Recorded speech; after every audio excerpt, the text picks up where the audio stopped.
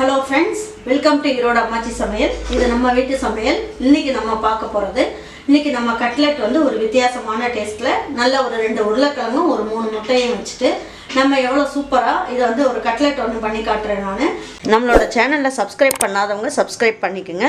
சமையல் குறிப்புக்கள்லாம் உடனே உங்களுக்கு வேணும்னு நினச்சிங்கன்னா பக்கத்தில் இருக்க பெல் பட்டனை அழுத்தி வச்சுக்கோங்க. இப்போ நம்ம என்ன பண்ணலாம், நான் ஒரு 6 முட்டை எடுத்து வச்சுருக்கேன். இதில் நம்ம எப்படி கட்லெட் சூப்பராக பண்ணலாம் அப்படின்னு பார்ப்போம். இப்போ நீங்கள் என்ன பண்ணலாம் அப்படின்னு பார்த்தீங்கன்னா, நான் வந்து இந்த பாருங்க, இந்த மாதிரி முட்டையை வந்து இந்த மாதிரி பிச்சு எடுத்துடலாம். இந்த வந்து மஞ்சக்கரு இருக்குது இல்லைங்களா, இதை மட்டும் தனியாக எடுத்துக்கலாம். நம்ம இந்த மாதிரி மஞ்சக்கருவை தனியாக எடுத்துக்கோங்க, வெள்ளையெல்லாம் தனியாக எடுத்துடலாம். இந்த முட்டையை வந்து நம்ம வேக வச்சதுருக்கு இல்லைங்களா, இதை நம்ம மிக்ஸி ஜாரில் போட்டு பல்ஸில் போட்டோம்னா நமக்கு வந்து நல்லா துருவிடும். அது பாருங்கள், மிக்சிலேயே நல்லா பல்ஸில் போட்டேன், உங்களுக்கு நல்லா இந்த மாதிரி பூ மாதிரி நல்லா வந்திருக்கு.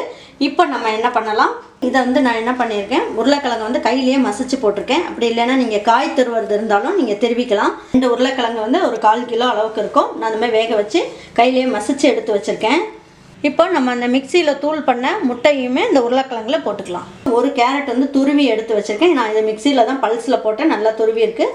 இது பச்சை பட்டாணி வந்து நான் ஒரு கைப்பிடி அளவுக்கு வேக வச்சு எடுத்து வச்சேன். அதாவது ஒரு 4 ஸ்பூன் அளவுக்கு இருக்கும் இந்த பச்சை பட்டாணி. இப்போ எல்லாத்தையும் இதில் போட்டுக்கலாம். இதுலேயே நான் வந்து ஒரு அரை குடமிளகா இருக்கு இல்லைங்களா, அது விதையெல்லாம் எடுத்துகிட்டு பொடியாக கட் பண்ணியிருக்கேன், இதையும் போட்டுக்கலாம். பொடியாக சின்ன வெங்காயம் கட் பண்ணி எடுத்து வச்சுருக்கேன், அதையும் போட்டுக்கலாம். முட்டை இருக்குது இல்லைங்களா, மஞ்சள் கரு, இதையுமே நல்லா தூள் பண்ணி இப்படி போட்டுடலாம். 2 ஸ்பூன் அளவுக்கு எண்ணெய் ஊற்றிக்கோங்க. ஒரு அரை ஸ்பூன் அளவுக்கு ஜீரகப்பொடி போட்டுக்கலாம். ஒரு அரை ஸ்பூன் அளவுக்கு மிளகு பொடி போட்டுக்கலாம். ஒரு அரை ஸ்பூன் அளவுக்கு சோம்பு பொடி போட்டுக்கலாம். இதுலேயே சில்லி பவுடர் போட்டுக்கலாம். ஒரு ஸ்பூன் அளவுக்கு போட்டுக்குவோம் காரத்துக்கு. கரம் மசால் பொடி ஒரு அரை ஸ்பூன் அளவுக்கு போடுவோம். இதுக்கு தேவையான அளவுக்கு உப்பும் போட்டுக்கலாம். நம்ம இஞ்சி பூண்டு பேஸ்ட்டும் ஒரு ஸ்பூன் அளவுக்கு போட்டுக்கலாம். போட்டுட்டு நம்ம எடுத்து வச்சுருக்க கலவையை இதில் போட்டுக்கலாம்.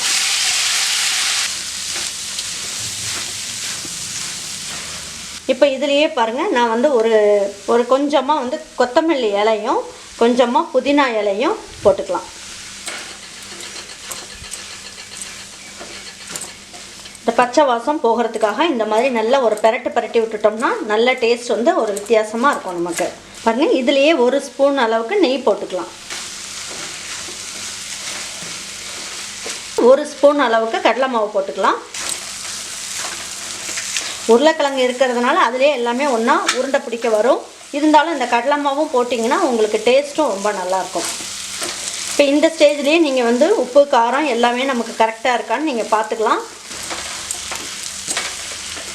இப்போ இதை ஒரு பாத்திரத்துக்கு மாற்றிக்கலாம். பாருங்கள், இப்போ கோட்டிங்க்கு நம்ம என்ன பண்ணலாம், கட்லெட் நம்ம செய்யறதுக்கு கோட்டிங் வேணும் இல்லைங்களா, அதுக்கு என்ன போடலாம் அப்படின்னு பார்ப்போம். இதுக்கு ஒரு 3 ஸ்பூன் அளவுக்கு கார்ன்ஃப்ளவர் மாவு போட்டுக்குங்க. 1 ஸ்பூன் அளவுக்கு மைதா மாவு போட்டுக்குங்க. இப்போ இந்த மாவுக்கு தேவையான அளவுக்கு மட்டும் உப்பு கொஞ்சமாக போட்டுக்கலாம். நம்ம கொஞ்சமாக மிளகுத்தூளும் போட்டுக்கலாம். இப்போ இதை கொஞ்சமாக தண்ணி கொஞ்சம் ஊற்றி தண்ணியை கரைச்சி வச்சுக்கலாம்.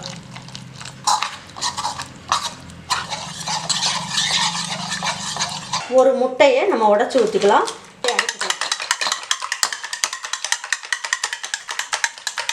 இதில் கொஞ்சமாக பெப்பர் தூள் மட்டும் போட்டுக்கலாம்.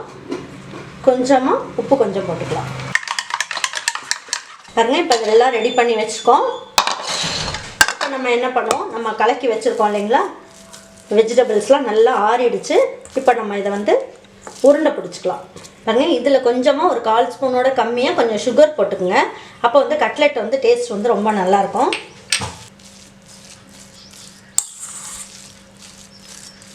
இப்போ உங்களுக்கு எந்த அளவுக்கு கட்லெட் வேணுமோ அந்த சைஸுக்கு நீங்கள் உருண்டை பிடிச்சி வச்சுக்கோங்க. பாருங்கள், இந்த சைஸுக்கு எல்லாமே உருண்டை பிடிச்சி வச்சுக்கலாம்.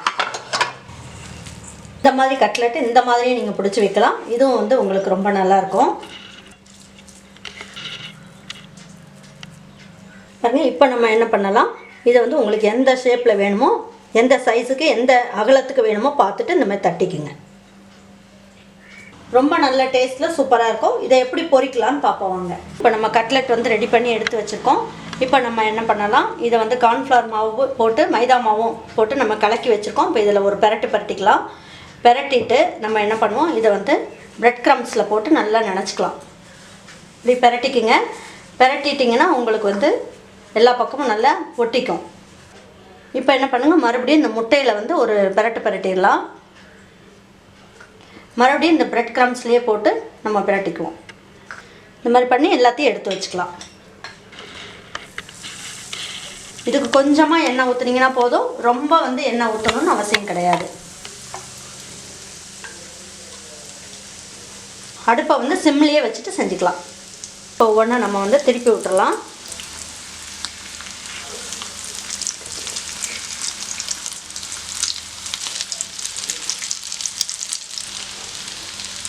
இப்போ நம்ம என்ன பண்ணலாம், இதை எடுத்து பரிமாறிக்கலாம்.